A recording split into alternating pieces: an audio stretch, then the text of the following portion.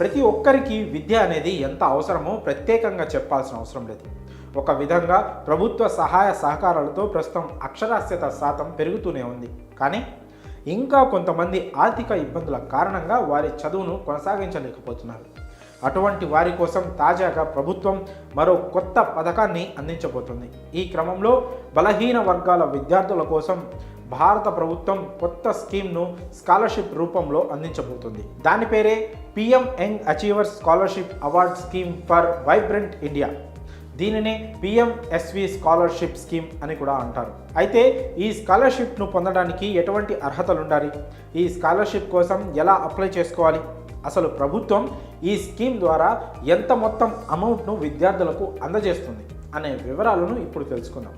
అయితే ఈ స్కీమ్కు అర్హత గల విద్యార్థులు 9 నుంచి ఇంటర్మీడియట్ వరకు చదివే విద్యార్థులు మాత్రమే.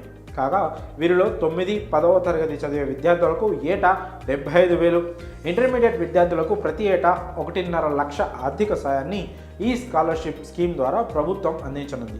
అయితే 2023 సంవత్సరంలో మెరిట్ ఆధారంగా ఈ స్కాలర్షిప్ కోసం విద్యార్థులను ఎంపిక చేశారు. కాగా ఈ అర్హతను సాధించాలంటే దానికి ముందు ఎంట్రీ ఎగ్జామ్లో క్వాలిఫై అవ్వాలి. కాబట్టి దానికి సంబంధించిన పూర్తి వివరాలు తెలుసుకోవాలంటే ye.nta.ac.in/NTA వెబ్సైట్ను విజిట్ చేయాలి.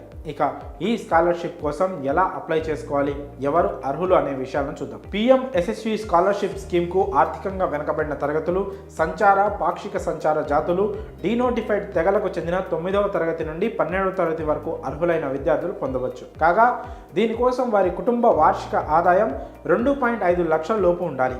ఇక ఈ స్కాలర్షిప్ నేరుగా బ్యాంకు అకౌంట్కు ట్రాన్స్ఫర్ చేయబడుతుందని అధికారులు పేర్కొన్నారు.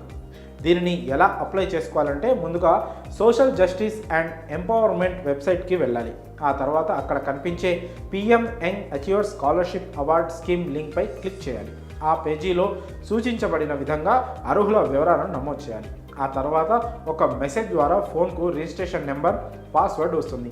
దాని ద్వారా పూర్తి వివరాలతో అప్లికేషన్ ఫామ్ను పూర్తి చేయాల్సి ఉంటుంది.